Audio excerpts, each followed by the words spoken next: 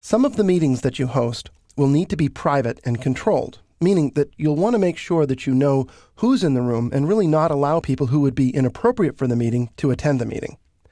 So to do this, what we're going to do is create specific users on your Connect account, and then we're going to attach them to the room by making them participants in the meeting and then protecting the meeting from anyone but users that you've added. So to get started, we'll go ahead and create a user. That's an administrative task, and to do so, first I'm going to click on Administration. One point here. One of the reasons that we created the 30-day trial to use for this training is because it gives you full administrative access to your Connect trial. Your corporate account may not allow you access to these administrative tasks. You may actually have to ask your systems administrator in order to be able to do this. So part of the reason that you'll want to watch this training anyway is because it will give you a sense of what you need to ask for if you need to create users for the purpose of creating a meeting that's private. Now, if you have administrative access, you click on the Administration button, click on Users and Groups, and you'll go ahead and add a user. Right now, I only have myself as a user in this Connect instance, so I'll scroll down because what I want to do is create a new user. I'll need to add some information, so the user's name,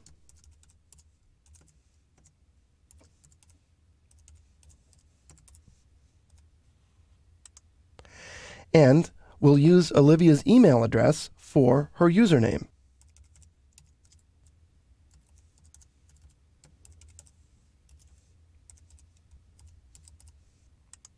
I don't need her phone number. It's not a bad idea to put it in if I know it, because then it's stored on the system as information about her. Since I don't need it for anything regarding this training, I'm just going to go ahead and ignore this.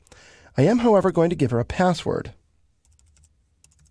And I'll use the password Olive. And I understand that Olive is a pretty easy password, meaning that it's not a very secure password. That's okay, because I just want to use it to get started. I'll scroll down here and I'm going to select Prompt User to change password after next login. That will force Olivia to create her own password after she gets the email that Connect will send her from this setup. Once I'm done, I'll go ahead and I'm just going to click Finish because this is all I need to do. Connect will create a user for Olivia Napolitano. Her username will be olivia@twotreesoliveoil.com. Her password will be Olive.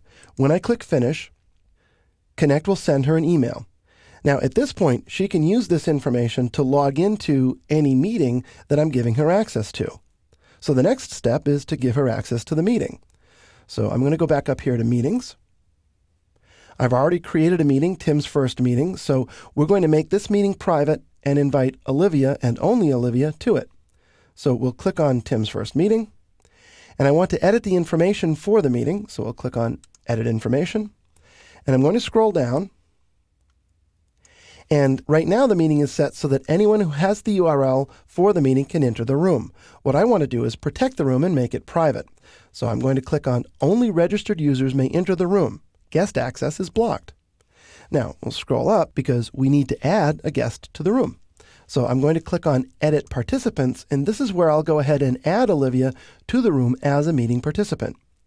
And there she is. That's the account that I just created. So we'll select her name, scroll down again, and I'm going to click on Add.